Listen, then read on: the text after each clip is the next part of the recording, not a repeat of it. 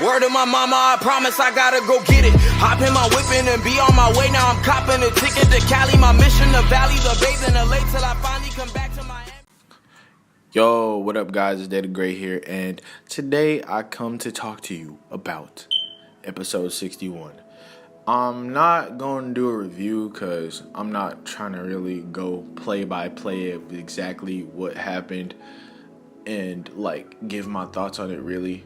I just want to talk about like I feel was the main points of the episode, and a lot of things happened in this episode that was really important and really key to the future of the story, I feel like. And one of the things that I feel was most important is now Midoriya and Bakugo got all they like feelings out there. They know what each other really think about the other person, and I feel like this is important too because if you like me, then personally I'm tired of hearing this nigga Bakugo talk about how much he hate this nigga Deku and how, oh damn it Deku, you a bitch, I do not fuck with you. Okay nigga, we understand. Now we really understand. So I hope that kind of shit ends. I mean, it's a good part of his character, I won't lie. Like, that's like mainly what he has been introduced as, just a talented asshole. And I like it, but at the same time, it's like, bruh, this nigga Deku could be walking across the street and this nigga Bakugo still be like, damn it, Deku, why did you cross the street before me? What the fuck?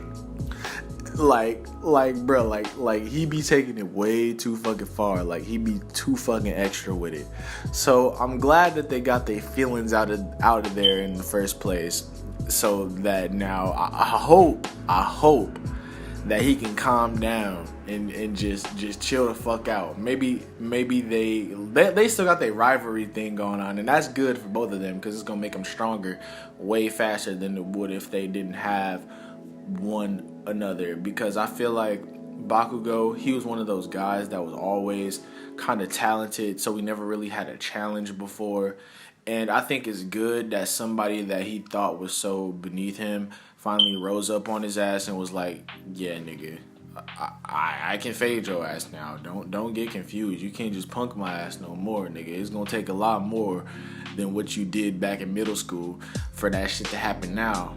You feel me? Like I appreciate that because it means that they got some good competition that's gonna make them grow fast, and they gonna need that because the villains are finally about to make a move. In the preview to episode 61, in the preview for episode 62, I'm sorry, we got a little hint that the villains is finally gonna make their move. So that means that this whole little rivalry with them and how they like evolve during it is gonna help them in the next encounter with these villain motherfuckers. And now that they got their licenses, it's like it's no holds bar now. It's like when you 21 and you first realize you can buy all the alcohol you want. Now these niggas can whoop all the villains' asses they want to, and they gonna be happy as fuck about this shit. So I'm glad about that because I was really tired of the teachers or whatever trying to stop them from fighting the villains. Like, bruh, if we didn't fight him, we was gonna get murked. Like, and you punishing us for not getting murked. Like, I always thought that shit was dumb. So I'm glad that they getting their licenses. I don't think Bakugo got his yet, or Todoroki, because they had to take the little extras because they kind of fucked up during the exam or whatever. But eventually they'll have their shit too, and now like they can fight these villains without worrying about anything happening to them, and I appreciate that because I feel like that was kind of a hindrance on the story.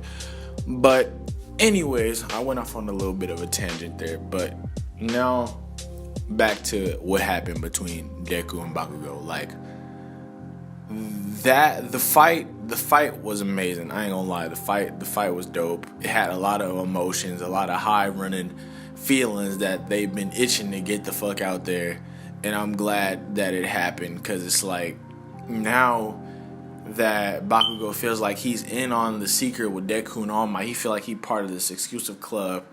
And I know that I made a video and I said that I feel like there would be a chance that Bakugo could turn evil from this fade.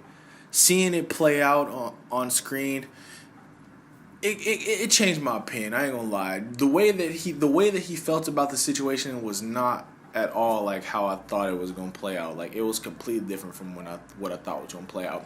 Even though I should have kind of expected it, it still was fresh to me, and it also made me appreciate the character even more because I feel like he actually do care about the stuff that's going on around him. And he also takes certain stuff to heart, and he also is able to take responsibility for the things that at least he thought he did. Even if he just thought he did that, it just shows that he was also willing to take responsibility for the fact that All Might couldn't be a hero anymore. And I appreciate that. He was upset about it, and that shows that he's actually a good guy deep down. He just a big asshole. So I'm glad it showed you that, because even with that, if he does act like an asshole in the future, which I'm pretty sure he will, it will make you won't be as annoyed as before, I feel like. Because me personally, I was pretty annoyed with how he was treating Deku. Like, bro, like, sometimes you just need to chill the fuck out, nigga. Just chill out. Like, there's really no need for all that. Like, go get a backwood, nigga, spark up. You're too turned right now. Just calm down.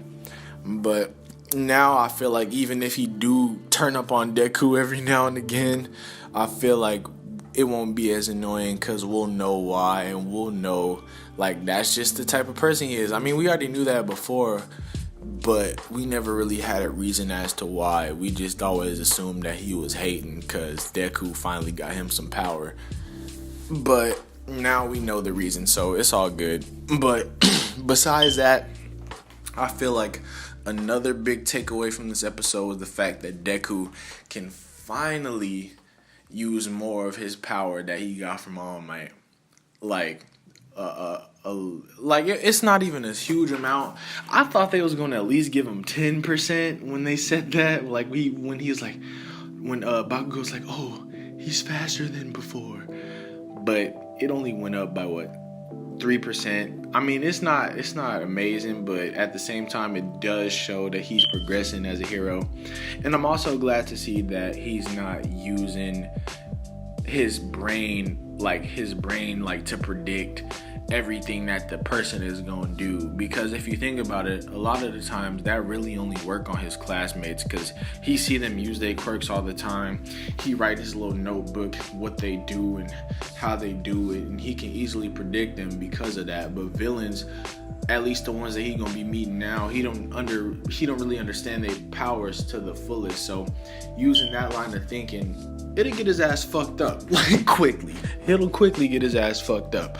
So I'm glad that he relying more on his instincts to battle, and it showed when he was fighting Bakugo. So I appreciate that he evolved in that sense, not just getting more power from his quirk, but at the same time, I'm also glad to see that he can use his arms again, albeit he still has to use them at 5%. But the rest of his body he can use at 8%, and I feel like it's an overall upgrade, which he's going to desperately need, because I feel like these villains is about to do some really fucked up shit soon. I don't know when.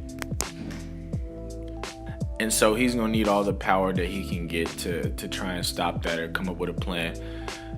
But yeah, that's really how I feel about episode 61 and everything that happened. I just feel like the biggest takeaways from it was the character development for Bakugo, and just the fact that finally this nigga Deku can stop being completely afraid of him and start looking towards the future.